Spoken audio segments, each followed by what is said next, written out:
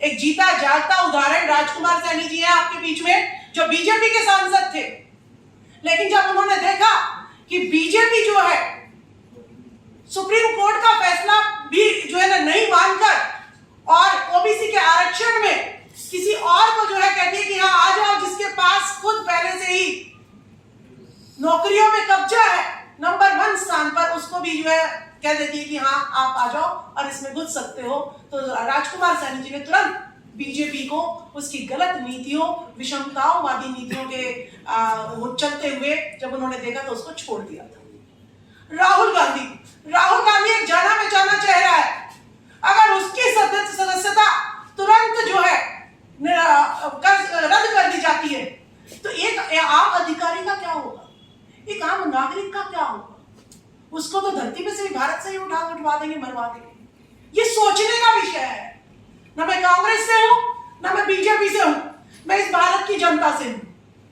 तो ये सोचने का विषय है। कोई आपका मीडिया कर्मी जो है, अगर वो भाजपा के विरोध में दिखाएगा तो आपको तो उठवा लेंगे ये लोग।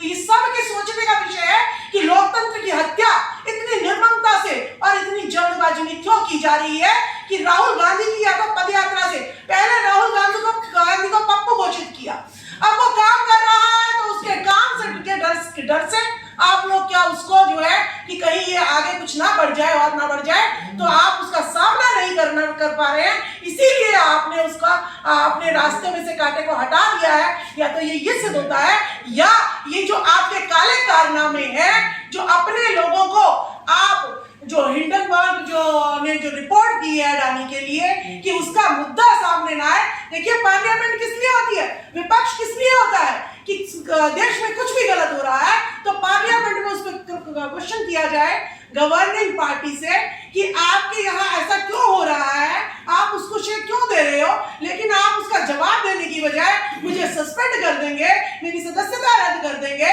तो विपक्ष तो बोल ही नहीं पाएगा। तो ये दुर्भाग्य है कि हम एक डेमोक्रेटिक उसमें कंट्री में जी रहे हैं या हिटलरशाही तानाशाही में जी रहे हैं, ये स्पष्ट करना पड़ेगा मोदी सरकार को।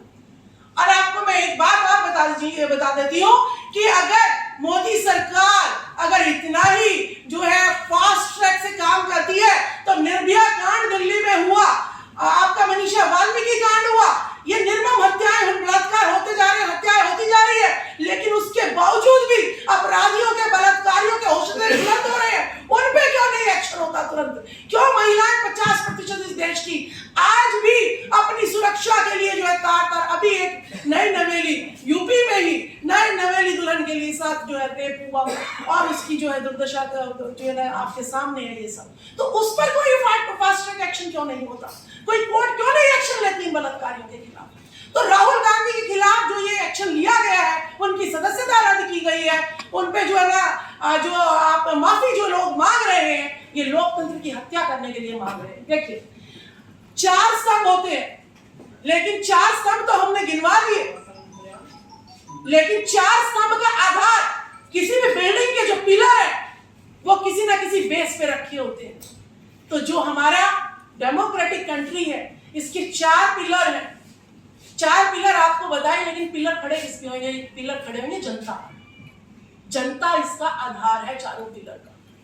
और इस जनता को 85% जनता को आपने तिल कर बेरोजगारी की कगार पर खड़ा कर दिया है। महिलाओं को दोबारा से आप लोगों ने उसी दहशत में जीने के लिए मजबूर कर दिया है। मुश्किल से सावित्रीबाई फुले जी, फातिमा शेख जी ने हमें जो है बोल्ड बनाया था, शिक्षित बनाया था।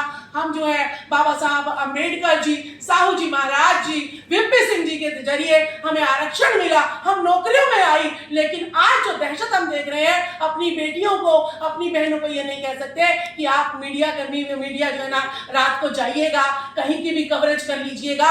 ये आजादी आज भी मुझे नहीं मिली है। बेटी पढ़ाओ बेटी बचाओ का नारा गलत है।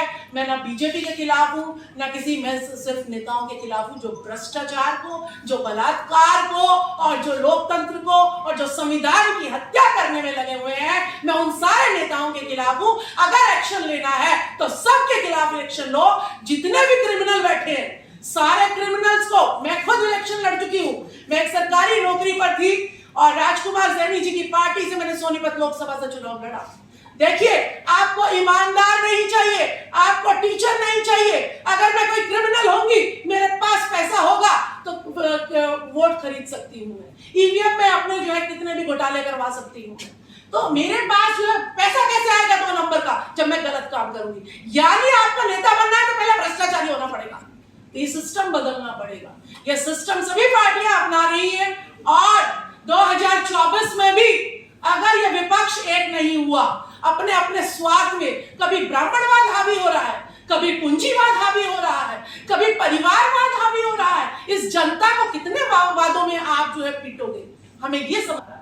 तो इन सारे वादों से आपको ऊपर उठना पड़ेगा। परिवारवाद से, जातिवाद से, सारी पार्टियां जातिवाद में लगी हुई हैं। जातिवाद से ऊपर उठिए। धर्म के नाम पर राजनीति नहीं कीजिएगा। राजनीति करनी है तो योग्यता के नाम पर कीजिए। शिक्षा मंत्री जिसका शिक्षा से दूर दूर तक कोई लेना नहीं देना नहीं है, चाहे वह आपके किसी भी पार्टी के शिक्षा मंत्री हो। मैं शिक्षा विभाग से रिलेटेड हूं, इसीलिए मैं उनका टॉपिक उठाया।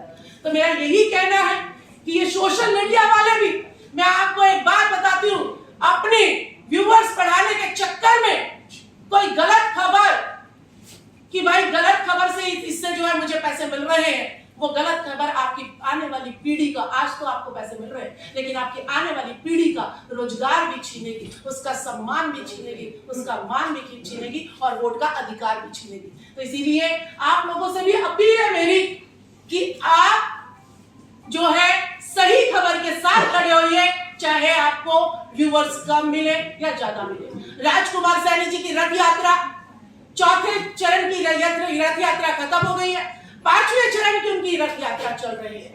वो गली बाजार चौराहों पर सिर्फ और सिर्फ वो डाटा लेके जा रहे हैं कि देखिए, हिंदुत्व के नाम पर आपकी वोट तो ली जा रही है लेकिन गवर्नर आपके नहीं, सुप्रीम कोर्ट, हाई कोर्ट में जजेस आपके नहीं, आपको जब सीएम बनाना होता है तब आपके लोग नहीं मिलते हैं। इनको आईएएस आईपीएस बनाना होता है तो 314 बच्चे ओबीसी के जो है आपने जो है क्रीमी लेयर लगा के हटा दिए। ये क्या है? ये इस देश के लोकतंत्र की हत्या है या नहीं है? तो हम तिल तिल करके आप नौकरियों में मार रहे हो, जो आपके लिए सवाल उठा रहे हैं, आपसे प्रश्न पूछ रहे हो, उनको खत्म कर रहे हैं। तो ये देश जो है, मैं तो खुद सोच रही थी कि बाहर के देशों में मुझे जाना चाहिए और उनसे अपील करनी चाहिए कि भारत में आज भी महिलाएं 4 वर्ण बनाए गए, ब्राह्मण, वैश्य, क्षत्रिय, वैश्य और शूद्र, और महिलाएं तो शूद्र से नीचे भी आती है। ये आज भी पैरों की जूती है, चाहे वो पढ़ी लिखी महिला क्यों ना हो। ये सब हम फील करते हैं।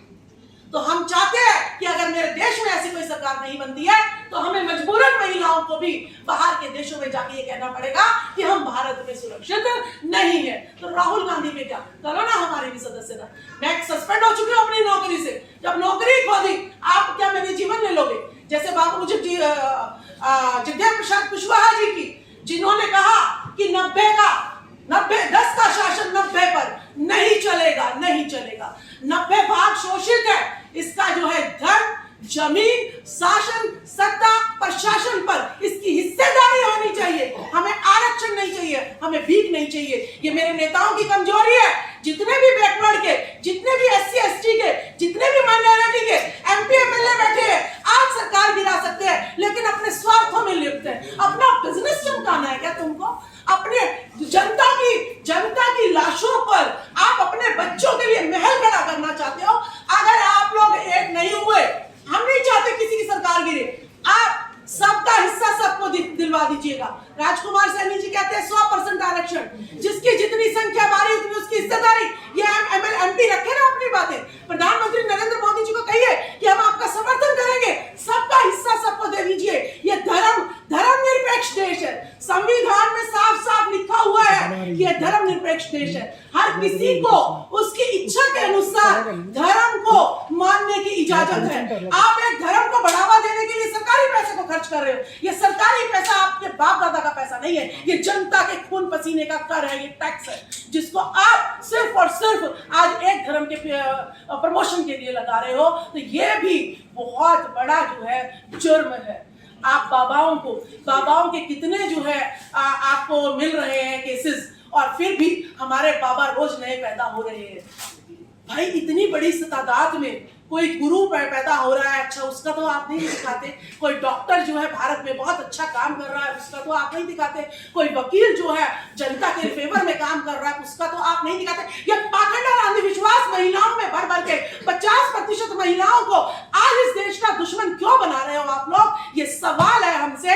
राहुल गांधी क्या सवाल करेंगे? सवाल ये सारी महिलाएं करेंगी, पढ़ी लिखी महिलाएं करेंगी, जो सावित्रीबाई फुले के दिए हुए हथियार से, शिक्षा रूपी हथियार से आपसे सवाल कर रही है कि हमें पाखंडी क्यों बनाया जा रहा है, हमें व्रत का डर, हमें उपवास का डर, हमें जो है चांद सितारों का डर क्यों दिखाया जा रहा है? हमें हमारी नौकरी दे, हमारी हिस्सेदारी दीजिएगा, नहीं तो ये MP MLA, ये महिलाएं अगर जागरूक हो गई तो ये पिटेंगे। मैं ये कह रही हूँ, अगर इन्होंने हिस्सेदारी नहीं ली, अपने अपने समाजों की मुखौटा दिखा के वोट तो ले लेते हो, लेकिन हिस्सेदारी नहीं देते आप लोग। या तो इसी पार्टियों में रहकर अपनी हिस्सेदारी मांग लो अपने लोगों की, नहीं तो पार्टी छोड़ दीजिएगा। प्रधानमंत्री की कुर्सी जाती है जाए, लेकिन अपने लोगों का हक नहीं जाना चाहिए, क्योंकि जनता है तो ये देश है, जनता है तो 4 पिलर काम करेंगे, जनता है तो संविधान काम करेगा। जनता को अगर जितना भी नाप नकारोगे, उतना ही जनता जो है ज्वालामुखी बने के आपके फटेगी, और वो दिन दूर नहीं है जब जूते लेके आपकी जो है धुनाई करेगी। तो मैं यही कहना चाहूंगी सबसे कि जो है सारा विपक्ष एक हो जाओ। और क्या चाहते हो कि दोबारा से महिलाओं का शुद्धिकरण हो? आप ये चाहते हो कि दोबारा से महिलाओं को पढ़ने का अधिकार ना दिया जाए? आप वो देश भारत बनाना चाहते हो? क्या आप ये चाहते हो कि शूद्रों को अगर वेद पढ़े तो उनके उबलता हुआ तेल डाल दे? आप ये चाहते हो? क्या आप ऐसा देश चाहते हो कि जहां खीर से बच्चे पैदा हो? क्या आप ऐसा देश चाहते हो जहां पे मैल से बच्चे पैदा हो जाते हैं? तो ये आपको सोचना पड़ेगा कि जो है आप साइंटिफिक साइंस आज सब जो है मोबाइल हाथ में लिए हुए, लेकिन धन्यवाद उस भगवान का करते हैं, धर्म का करते हैं। उस साइंस का कोई धन्यवाद नहीं करता, उस गुरु का कोई धन्यवाद नहीं करता, उस किसान का कोई धन्यवाद नहीं करता, उस सिपाही का कोई धन्यवाद नहीं करता जो इनको कुछ दे रहा है। जो नहीं दे रहा है उसके पीछे लोग पागल हो रहे हैं। तो ये देश जो है गुमराह हुए जा रहा है, इस हद तक गुमराह हुआ जा रहा है कि अगर 2024 में यही RSS और यही भाजपा दोबारा आती है तो हमें डर है कि महिलाओं को दोबारा बाल विवाह की तरफ दोबारा धकेल दिया जाएगा। हमें पढ़ाई तो दूर, हमारी जो है शादी कर दी जाएगी, और अगर हम विधवा हो जाएंगे तो हमें बाल कटवा के मुंडवा के रो रो के अपने घर में दोबारा से वही दिन हमारे वापस आ जाएंगे। फिर कोई नई सावित्रीबाई फुले, नई फातिमा शेख, नई ज्योतिबा फुले, नए बाबा साहब भीमराव अंबेडकर, पेरियार, ललाई सिंह यादव फिर पैदा होंगे और हजारों साल फिर लगेंगे, और फिर जाके फिर हम जो है दोबारा जो है अपनी आजादी पा पाएंगे। तो इसीलिए विपक्ष से हमारी अपील है, सारे स्वार्थ छोड़िए, जातिवाद छोड़िए, परिवारवाद छोड़िए, एम छोड़िए, और एक होकर इस दानव रूपी विकराल रूपी जिसने सारा प्राइवेटाइजेशन की तरफ हमें धकेल दिया, न्यू एजुकेशन पॉलिसी 2020 इस देश को बर्बाद करने की पॉलिसी है, हम इनका जो है भरसक विरोध करते हैं। तो आप सारा विपक्ष अगर एक हो जाए तो यानी 85% 90% जनता, नेता जो है 3-4% नेता होते हैं, बाकी जनता होती है। अगर ये जनता एक विपक्ष एक हो जाए तो हमारा जो है सत्ता हमारे हाथ में है, और जनता का हक अधिकार, हिस्सेदारी, जिसकी जितनी संख्या भारी उतनी उसकी हिस्सेदारी उसको मिल जाएगी, और ये देश दोबारा से विश्व गुरु बनेगा, अखंड भारत बनेगा। इससे पहले ये बनने वाला नहीं है। बहुत बहुत धन्यवाद।